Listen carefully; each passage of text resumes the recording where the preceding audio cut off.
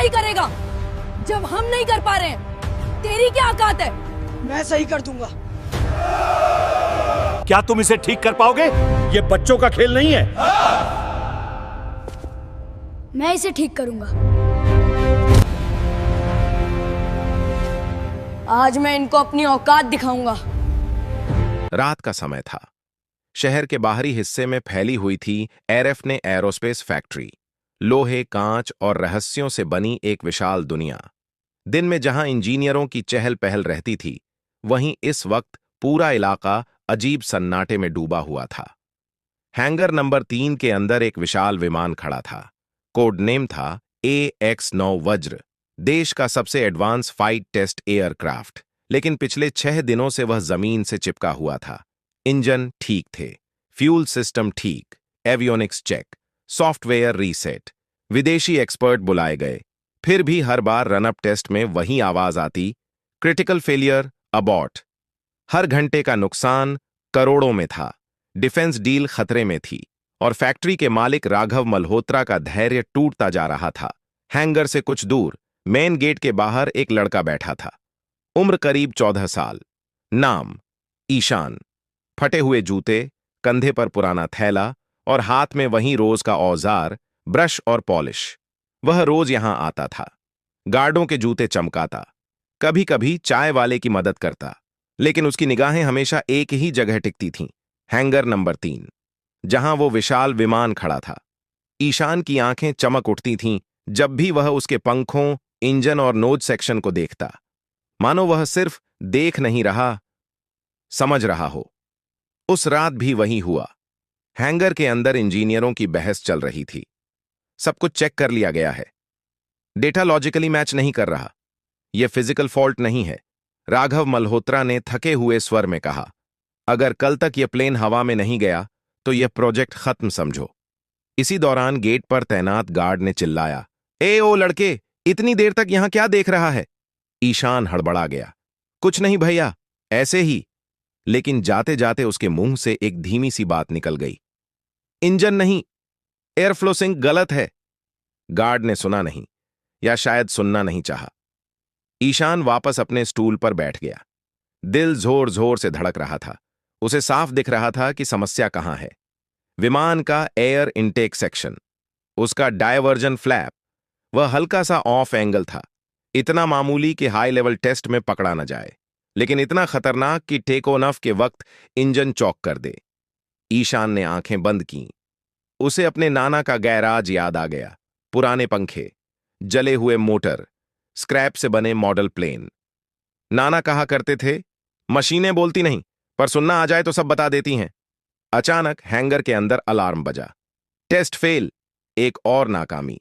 राघव गुस्से में बाहर आए, हाथ कांप रहे थे, आंखों में थकान थी। उसी वक्त उनकी नजर ईशान पर पड़ी। वही लड़का, वही चमकती आंखें। राघव रुके। पहली बार उन्होंने उससे पूछा, तुम रोज यहां क्यों आते हो? ईशान ने हिम्मत जुटाई, धीमी लेकिन साफ आवाज में बोला, सर, अगर आप बुरा न माने तो मैं बता सकता हूं कि प्लेन क्यों उड़ नहीं रहा। हवा जैसे थम गई।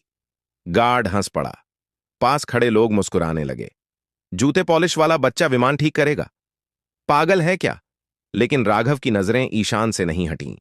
उसने कुछ ऐसा देखा था, डर नहीं, लालच नहीं, बस यकीन। राघव ने धीरे से कहा, कल सुबह आना। अगर तुम गलत हुए तो यही आखिरी दिन होगा। ईशान ने सिर झुका लिया, लेकिन उसकी आंखों में पहली बार उम्मीद थी, क्योंकि उसे पता था असली कहानी अब शुरू होने वाली है। सुबह की हवा ठंडी थी। एरएफ ने एरोस्पेस फैक्ट्री के गेट पर आज कुछ अलग था। कल तक जो गार्ड ईशान को डांटते थे, आज वही उसे ऊपर से नीचे तक देख रहे थे। ईशान वही पुरानी शर्ट पहने था, थैले में जूते पॉलिश का सामान, लेकिन दिल में कल रात से एक तूफान चल रहा था। कल सुबह आना। राघव मल्होत्रा के ये शब्द उसके कानों में गूंज रहे थे। हैंगर नंबर 3 के सामने भारी गेट खुले। ईशान ने पहली बार विमान को इतने पास से देखा। AX-9 वज्र। उसका विशाल आकार, पंखों की धार, इंजन की नालियां, सब कुछ जैसे किसी जिंदा जानवर की तरह लग रहा था। ईशान कुछ पल के लिए रुक गया।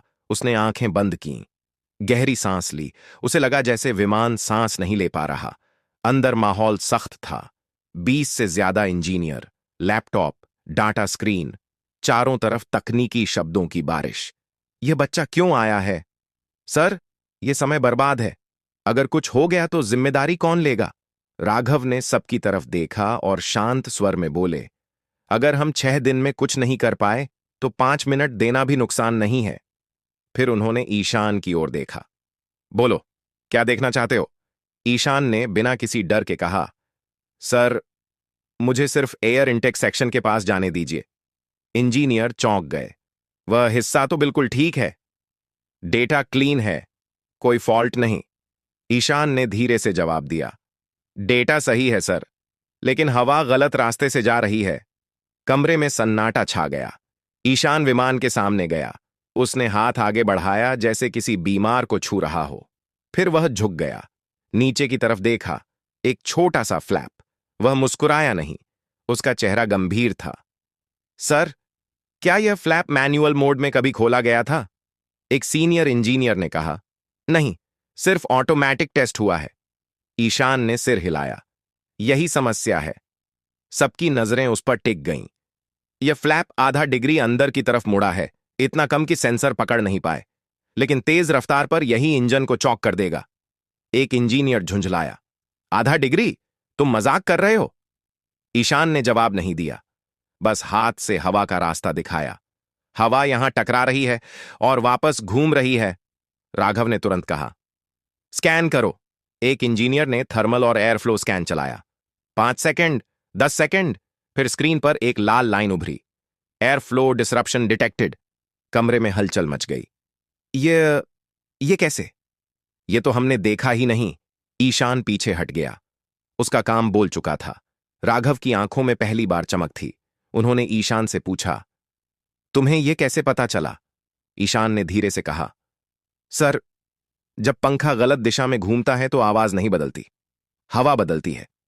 राघव कुछ नहीं बोले, लेकिन उनके भीतर कुछ टूट रहा था और कुछ बन भी रहा था। उन्होंने गहरी सांस ली। इसे ठीक किया जा सकता है? ईशान ने सिर उठाया। पहली बार उसकी आवाज में पूरा भरोसा था। हां सर, अगर आप मुझे पूरा एक्सेस दें तो आज। हैंगर में सन्नाटा था और कहानी अब और गहरी होने वाली थी। हैंगर नंबर 3 में अब शोर नहीं था, बस मशीनों की हल्की भनभनाहट और लोगों की तेज धड़कनें। राघव मल्होत्रा कुछ पल तक ईशान को देखते रहे, फिर इंजीनियरों की तरफ मुड़े। इसे पूरा एक्सेस दो। कमरे में जैसे बिजली दौड़ गई। सर, यह बहुत रिस्की है। यह बच्चा है, अगर कुछ गलत हो गया। राघव ने हाथ उठाया। गलत तो पिछले 6 दिनों से हो ही रहा है। उनकी आवाज में थकान थी, लेकिन अब डर नहीं था। ईशान को एक सेफ्टी जैकेट दी गई। हेलमेट उसके सिर से थोड़ा बड़ा था, दस्ताने डीले। फिर भी उसकी चाल में कोई हिचक नहीं थी। वह एयर इनटेक सेक्शन के नीचे गया, घुटनों के बल बैठा और ध्यान से देखने लगा। इंजीनियर स्क्रीन पर डेटा देख रहे थे। हर सेंसर एक्टिव था। ईशान ने धीरे से कहा, सर, क्या इस प्लेन पर हाल में कोई हार्ड लैंडिंग हुई थी? एक जूनियर इंजीनियर बोला। 3 हफ्ते पहले, हल्की सी। ईशान ने आंखें बंद कर लीं। उसी वक्त यह फ्लैप दबा होगा। धीरे धीरे सेट होता गया और किसी ने ध्यान नहीं दिया। उसने एक छोटा सा पैनल खोला, अंदर के बोल्ट देखे, फिर सिर हिलाया। यहां टॉर्क बराबर नहीं है। इंजीनियर चौंक गए। यह कैसे संभव है? सब कुछ फैक्ट्री कैलिब्रेटेड है, ईशान ने बहुत साधारण तरीके से कहा। मशीनें फैक्ट्री में परफेक्ट होती हैं सर, लेकिन इंसान उन्हें चलाते हैं। राघव ने आगे बढ़कर पूछा, क्या करना होगा? ईशान ने गहरी सांस ली। फ्लैप को माइक्रो एंगल पर रीसेट करना होगा, मैनुअल और एयर फ्लो को लाइव मॉनिटर करते हुए। एक सीनियर इंजीनियर लगभग चिल्ला पड़ा, यह पागलपन है। मैनुअल एडजस्टमेंट में अगर गलती हुई तो पूरा इंटेक डैमेज हो सकता है। ईशान ने पहली बार सीधे उसकी आंखों में देखा। सर, अगर अभी नहीं किया तो यह प्लेन कभी उड़ नहीं पाएगा। कमरे में सन्नाटा। राघव ने एक पल भी नहीं लगाया। करो, सब हड़बड़ा गए। सर, मैंने कहा करो। ईशान को टूल दिए गए, छोटा रिंच, फीलर गेज, एक टॉर्च। उसके हाथ कांप नहीं रहे थे। वह हर मूवमेंट के बाद रुकता, स्क्रीन की तरफ देखता, फिर अगला कदम उठाता। इंजीनियर अब बोल नहीं रहे थे, सिर्फ देख रहे थे। डेटा बदल रहा था, धीरे धीरे, बहुत धीरे। अचानक ईशान रुक गया। उसने हाथ खींच लिया। सर, एक और बात है। राघव की भौहें सिकुड़ गईं। और क्या? ईशान ने एयर इनटेक के अंदर इशारा किया। यहां एक माइक्रो क्रैक है, बहुत छोटा, लेकिन हाई प्रेशर पर यह फैल सकता है। इंजीनियर दौड़े, स्कैन किया। एक पतली सी लाइन। सबके चेहरे सफेद पड़ गए। ये तो हमने देखा ही नहीं। ये तो खतरनाक है, ईशान ने शांत स्वर में कहा। डरने की जरूरत नहीं, यह अभी कंट्रोल में है। राघव ने पूछा, कैसे? ईशान ने सिर उठाया। अगर आप मुझ पर पूरा भरोसा करें। हैंगर में खड़ा हर आदमी जानता था अब पीछे हटने का कोई रास्ता नहीं था, और एक जूते पॉलिश करने वाला लड़का अब इस विमान की आखिरी उम्मीद बन चुका था। हैंगर में अब सन्नाटा डरावना नहीं था, वह सन्नाटा था जिसमें फैसले लिए जाते हैं। राघव मल्होत्रा ने चारों तरफ देखा। इंजीनियर, टेक्नीशियन, सिक्योरिटी, सबकी आंखों में एक ही सवाल था, क्या यह बच्चा सच में जानता है कि वह क्या कर रहा है? राघव ने गहरी सांस ली और साफ शब्दों में कहा, मैं इस लड़के पर भरोसा करता हूं। यह वाक्य भारी था, क्योंकि इसके पीछे करोड़ों का प्रोजेक्ट, देश की साख और लोगों की नौकरियां जुड़ी थीं। ईशान को हैंगर के अंदर एक छोटा सा मोबाइल वर्कस्टेशन दिया गया। उसके सामने बड़ी screen, real time air flow data और इंजन प्रेशर ग्राफ। वह पहली बार इतनी तकनीक के बीच खड़ा था, लेकिन उसकी आंखों में न कोई लालच था, न डर। उसने बस काम देखा। सर, ईशान ने धीरे से कहा, इस माइक्रो क्रैक को अभी बदला नहीं जा सकता। इसके लिए पूरा पैनल खोलना पड़ेगा। इंजीनियरों ने राहत की सांस ली। तो फिर टेस्ट रद्द? किसी ने पूछा। ईशान ने सिर हिलाया। नहीं, हम इसका लोड डाइवर्ट कर सकते हैं। कैसे? राघव ने पूछा। ईशान ने स्क्रीन पर एक पॉइंट दिखाया। यह सेकेंडरी एयर चैनल। इसे थोड़ा ओपन कर दें तो मेन इनटेक पर दबाव कम हो जाएगा। एक सीनियर इंजीनियर फुसफुसाया, यह डिजाइन के खिलाफ है। ईशान ने शांत स्वर में जवाब दिया, डिजाइन परफेक्ट नहीं होता सर, उसे हालात के हिसाब से जीना पड़ता है। काम शुरू हुआ। हर स्क्रू, हर वायर, हर वॉल्व ईशान खुद देख रहा था। वह बार बार रुकता, हवा का रास्ता महसूस करता, फिर आगे बढ़ता। कभी वह स्क्रीन देखता, कभी विमान को छूकर आंखें बंद कर लेता। एक टेक्नीशियन बुदबुदाया, यह बच्चा मशीन को सुन रहा है। 3 घंटे बीत गए। हैंगर के बाहर सूरज ढलने लगा। सब थक चुके थे, लेकिन ईशान नहीं रुका। अचानक उसने कहा, अब। सब चौंक गए। अब क्या? राघव ने पूछा। ईशान ने धीरे से कहा, इंजन रन अप टेस्ट। कमरे में हलचल मच गई। अभी? इतनी जल्दी? अगर कुछ गलत हुआ तो? राघव ने हाथ उठाया। तैयारी करो। इंजन स्टार्ट बटन दबाया गया। पहला सेकंड, दूसरा। इंजन की आवाज पहले से अलग थी, ज्यादा स्मूथ, ज्यादा संतुलित। 30 सेकंड। स्क्रीन पर ग्राफ स्थिर थे। 1 मिनट, कोई अलार्म नहीं। 2 मिनट, कोई एरर नहीं। हैंगर में खड़े लोगों की सांसें वापस आने लगीं। फिर ग्रीन इंडिकेटर ऑन। पूरा हैंगर तालियों से गूंज उठा। किसी की आंखों में खुशी थी, किसी की आंखों में यकीन। राघव ने धीरे से कहा, ईशान, तुमने ये कर दिखाया। ईशान ने सिर झुका लिया। सर, अभी उड़ान बाकी है। ये सुनते ही सन्नाटा लौट आया, क्योंकि सब जानते थे असली परीक्षा अब शुरू होने वाली थी, और एक जूते पॉलिश करने वाला बच्चा अब सिर्फ मशीन नहीं, अपनी किस्मत भी उड़ाने वाला था। हैंगर नंबर 3 की लाइटें अब भी जल रही थीं। रात गहरी हो चुकी थी, लेकिन किसी को घर जाने की जल्दी नहीं थी। AX-9 वज्र अब खामोशी से खड़ा था। इंजन ठंडा हो रहा था, डेटा स्टेबल था, फिर भी माहौल में एक तनाव तैर रहा था। कल सुबह पहली टेस्ट फ्लाइट, यही तय करेगा कि ईशान का भरोसा इतिहास बनेगा या एक खतरनाक गलती। राघव मल्होत्रा अपने ऑफिस में बैठे थे। टेबल पर फाइलें खुली थीं, लेकिन उनका ध्यान कागजों पर नहीं था। बार बार उनके दिमाग में वही सवाल घूम रहा था, क्या मैंने सही किया? एक बच्चा, कोई डिग्री नहीं, कोई सर्टिफिकेट नहीं, और फिर भी उसने वो देखा जो पूरी टीम नहीं देख पाई। उसी वक्त फैक्ट्री के पीछे एक छोटे से शेड में ईशान अकेला बैठा था। उसके सामने वही पुराना थैला रखा था, ब्रश, पॉलिश। वह उन्हें देख रहा था जैसे किसी पुराने दोस्त को।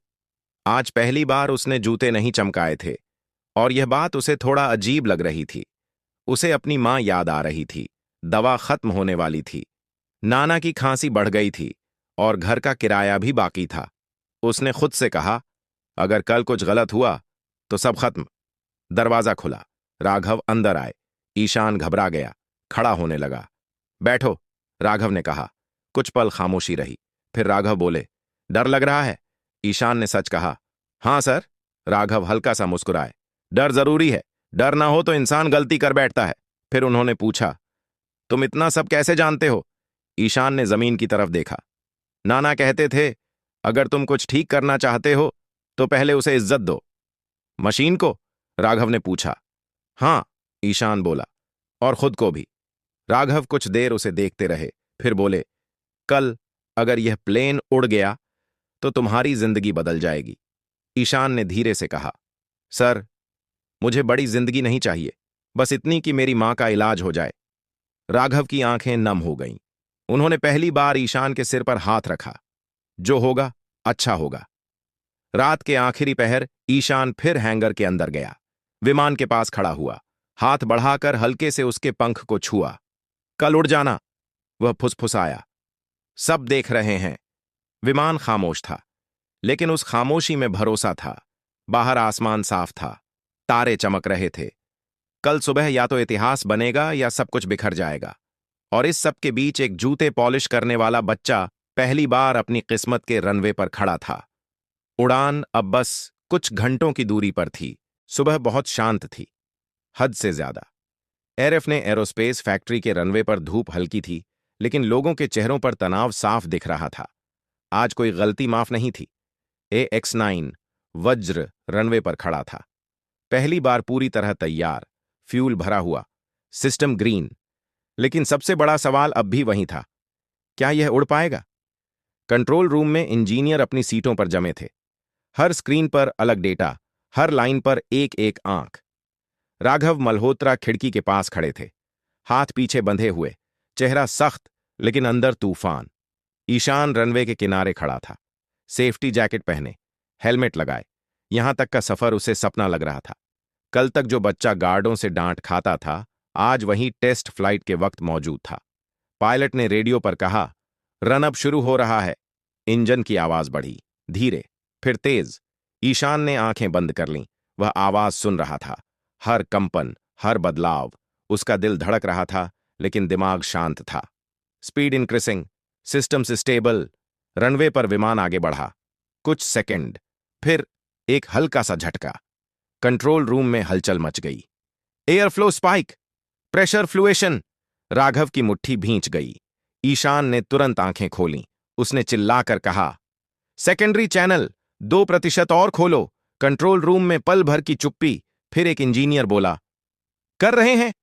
ग्राफ्स धीरे धीरे स्थिर होने लगे। झटका खत्म, विमान की रफ्तार बढ़ी। रनवे खत्म होने वाला था। एक पल ऐसा लगा जैसे वह उठेगा नहीं। फिर नाक ऊपर उठी, पहिए जमीन से अलग हुए। AX9 वज्र आसमान में था। कुछ सेकंड तक किसी ने सांस नहीं ली। फिर कंट्रोल रूम गूंज उठा, positive climb, altitude stable, flight is smooth. तालियां, चिल्लाहट, किसी की आंखों से आंसू बह रहे थे। राघव ने आंखें बंद कर लीं, उनके होंठ हिले। धन्यवाद। ईशान वहीं खड़ा था।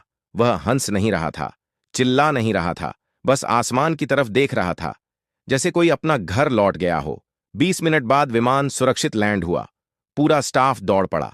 पायलट नीचे उतरा, हेलमेट हटाया, सीधे ईशान की तरफ आया।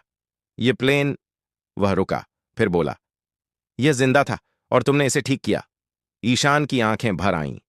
राघव आगे आए, सबके सामने। उन्होंने ऊंची आवाज में कहा, आज अगर यह विमान उड़ा है तो इसकी वजह यह लड़का है।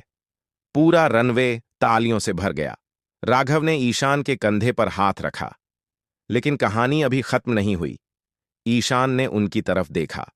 राघव बोले, अब हमें यह भी समझना होगा कि यह प्लेन गिरा क्यों। और उसी पल दूर खड़े कुछ इंजीनियरों के चेहरे फीके पड़ गए, क्योंकि अब सिर्फ उड़ान नहीं, सच भी उड़कर सामने आने वाला था। टेस्ट फ्लाइट की खुशी अभी पूरी तरह उतरी भी नहीं थी कि एरएफ ने एरोस्पेस के कॉन्फ्रेंस रूम में एक अलग ही सन्नाटा फैल गया। दरवाजे बंद थे, मोबाइल बाहर, केवल चुने हुए लोग अंदर। राघव मल्होत्रा सामने खड़े थे, टेबल पर उड़ान का पूरा डेटा पड़ा था। यह फेल्योर नेचुरल नहीं था, उन्होंने सीधे शब्दों में कहा। यह डिजाइन एरर भी नहीं था। कमरे में खड़े कुछ लोग असहज हो गए। ईशान एक कोने में बैठा था, शांत, ध्यान से सब सुनता हुआ। राघव ने स्क्रीन पर एक ग्राफ दिखाया।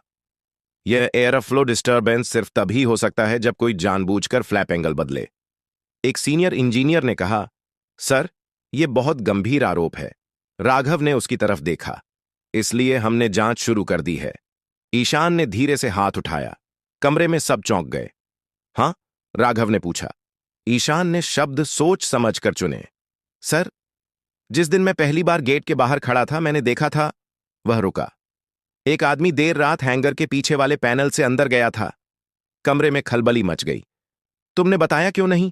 किसी ने पूछा। ईशान ने सिर झुका लिया। मुझसे किसी ने पूछा ही नहीं। सीसीटीवी फुटेज चलाई गई।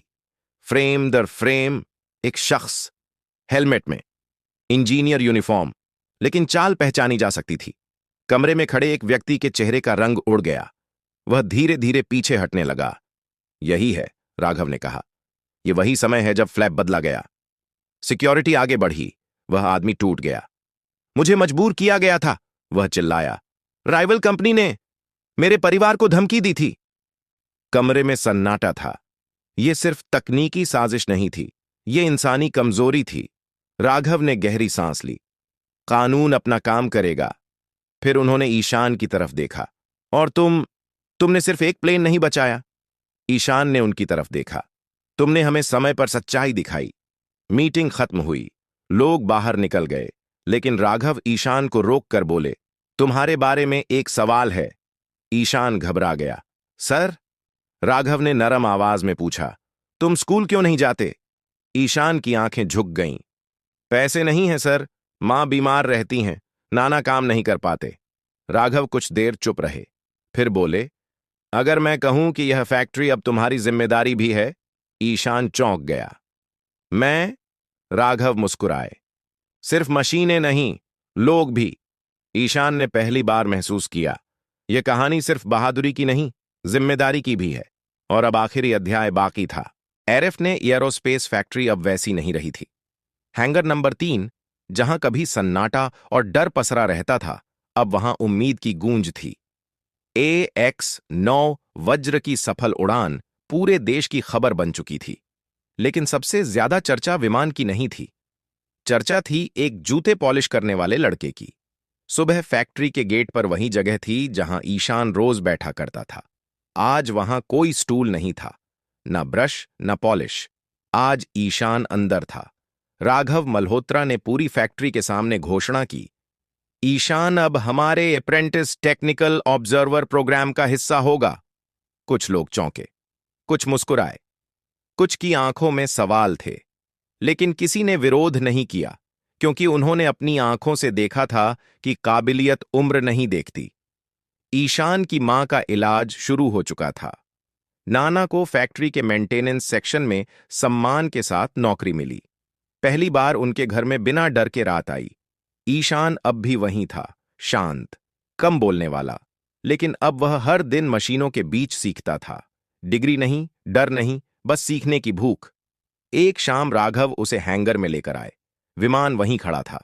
राघव ने कहा, तुम जानते हो, लोग कहते हैं कि किस्मत बदलने के लिए चमत्कार चाहिए। ईशान ने उनकी तरफ देखा। राघव मुस्कुराए, पर असल में चमत्कार नहीं, हिम्मत चाहिए। ईशान ने विमान के पंख को छुआ। वही हल्का सा स्पर्श, जैसे पहले दिन किया था। उसने धीमी आवाज में कहा, नाना कहते थे, अगर दिल साफ हो तो मशीन भी साथ देती है। राघव ने सिर हिलाया। उस रात ईशान पहली बार बिना थकान के सोया।